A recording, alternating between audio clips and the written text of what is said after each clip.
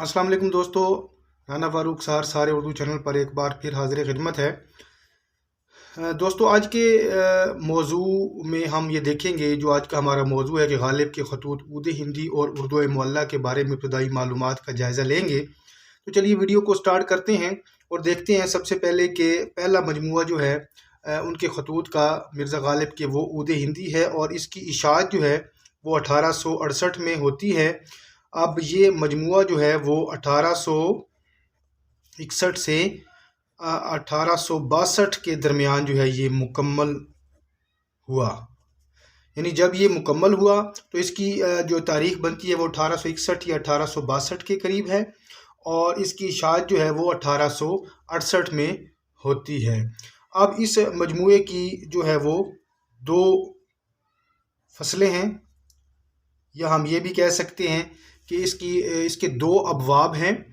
और इसकी जो पहली फसल है, पहली इसकी फसल में कुल 31 जो हैं वो खतूत शामिल हैं। यानी पहली फसल में 31 खतूत शामिल हैं और इसका जो है एक दिबाचा जो है वो अब्दुल गफूर सरूर ने लिखा है। पहली फसल में 31 खत और इसका जो दिबाचा है पहली फसल का वो अब्दुल गफूर सरूर, जो कि मिर्ज़ा गालिब के जो है वो करीबी थे, उन्होंने लिखा। अब बात करें अगर इसकी दूसरी फसल की, और इस दूसरी फसल में कुल खतूत जो हैं वो 137 हैं। 137 खतूत हैं और इसका जो दिबाचा है दूसरी फसल का वो हाजी मोहम्मद मुमताज़ अली ने लिखा। यानी दूसरी फसल का जो दिबाचा है वो हाजी मोहम्मद मुमताज़ अली ने लिखा और इसमें 137 खतूत हैं। तो इस हिसाब से अगर कुल खतूत उर्दू हिंदी में अगर हम देखें तो वो 31 और 137 यानी तकरीबन जो है बल्कि 168 खतूत जो है ये टोटल बन रहे हैं उर्दू हिंदी में जो शामिल हैं। इसके अलावा नंबर 2 पे हमारे पास है उनके दूसरे खतूत का मजमूआ उर्दू मुअल्ला। अब उर्दू मुअल्ला की अगर हम देखें, जो इसकी इशाअत हुई है वो 1869 में हुई है, 6 मार्च 1869। यानी इस हिसाब से ये मजमूआ जो है गालिब की वफ़ात के 19 दिन बाद शाया हुआ। गालिब की वफ़ात के 19 दिन बाद शाया होता है। अब अगर हम इसमें कुल खतूत की तादाद देखें तो इसमें 470 खतूत जो हैं वो शामिल हैं। यानी उर्दू हिंदी के मुकाबले में उर्दू मुअल्ला में खतूत की तादाद जो है वो ज़्यादा है। इसके अगर हम दिबाचे की बात करें, उर्दू मुअल्ला का जो दिबाचा है वो मीर मेहदी मजरूह गालिब के शागिर्द हैं, उन्होंने लिखा।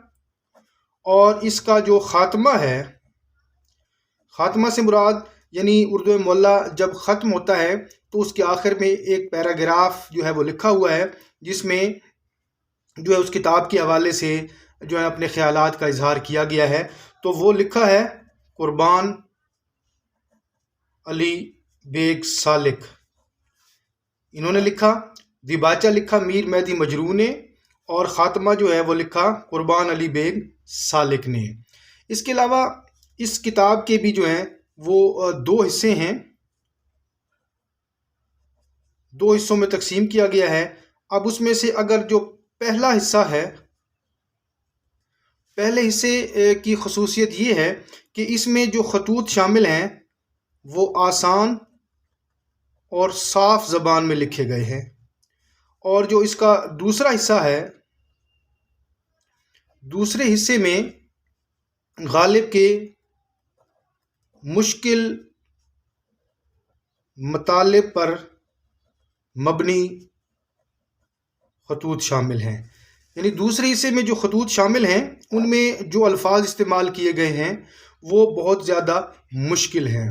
تو اس حوالے سے اگر ہم دیکھیں تو یہ چیز ہمیں جو ہے وہ کلیئر ہو جاتی ہے کہ خطوط کے معاملے میں اردوئے معلیٰ جو ہے اس میں خطوط زیادہ ہیں اور اردو ہندی میں خطوط کی تعداد جو ہے وہ کم ہے۔ اچھا، اس کے علاوہ جیسا کہ میں نے بات کی کہ 470 خطوط جو ہیں وہ اس میں شامل ہیں۔ اس کے علاوہ اگر مزید ہم دیکھیں تو اس میں اردوئے معلیٰ میں جو ہے وہ 470 خطوط جو ہیں یہ ان کی تعداد زیادہ بنتی ہے اور ان کو پھر 2 حصوں میں تقسیم کیا گیا ہے، جیسا کہ میں بتا چکا ہوں، یعنی آسان اور صاف زبان میں لکھے گئے خطوط اور مشکل مطالب پر مبنی جو ہے وہ خطوط شامل ہیں۔ اچھا، اس کے علاوہ ناظرین مزید ہم یہ دیکھیں گے کہ کون سے ایسے مزید جو ہے وہ خطوط کے مجموعے ہیں جو کہ غالب کے خطوط پر مبنی ہیں اور جن کی شہرت جو ہے وہ اردو ادب میں بہت زیادہ ہے۔ سب سے پہلے تو ہم یہ دیکھیں گے کہ ایک خطوط کا مجموعہ ہے، وہ ہے ادبی خطوط غالب۔ ادبی خطوط غالب، اب اس میں یہ چیز تو کلیئر ہو رہی ہے کہ یہ ایسے خطوط کا مجموعہ ہے جو کہ خالص ادبی ہیں، اور اس کتاب کو جو ہے مرتب کیا ہے مرزا محمد عسکری صاحب نے۔ یعنی اس کتاب کے مرتب جو ہے مرزا محمد عسکری صاحب ہیں اور اس کی اشاعت جو ہے وہ 1939 میں ہوتی ہے۔ اور اس کتاب میں ایسے خطوط شامل ہیں جس میں ادبی نکات جو ہیں وہ حل کیے گئے ہیں، اشعار کے معنی جو ہیں وہ سمجھائے گئے ہیں اور مختلف شعراء پر جو ہے وہ رائے جو ہے وہ غالب نے دی ہے۔ اس کے علاوہ نمبر 2 پہ ہمارے پاس جو ہے کتاب ہمارے پاس وہ ہے مکاتیب غالب، بڑی مشہور و معروف کتاب ہے، اور اس کے جو مرتبہ ہیں وہ ہیں امتیاز علی عرشی۔ انہوں نے اس کتاب کو مرتب کیا اور اس میں غالب کے 117 خطوط شامل ہیں۔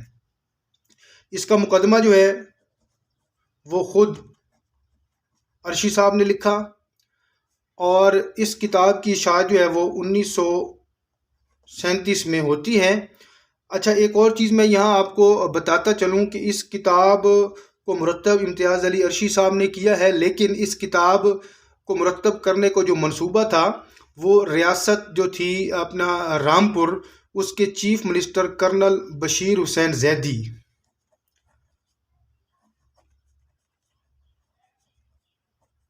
یہ اصل ان کا منصوبہ تھا، اور انہوں نے کرنل بشیر حسین زیدی نے جو ہے وہ امتیاز علی عرشی کا انتخاب کیا تاکہ مرزا غالب کے ان خطوط کو مرتب کیا جا سکے جو کہ نوابان رامپور کو لکھے گئے ہیں۔ اب یہ بھی ذہن میں رکھیے گا کہ اس کتاب میں جو خطوط شامل ہیں وہ نوابان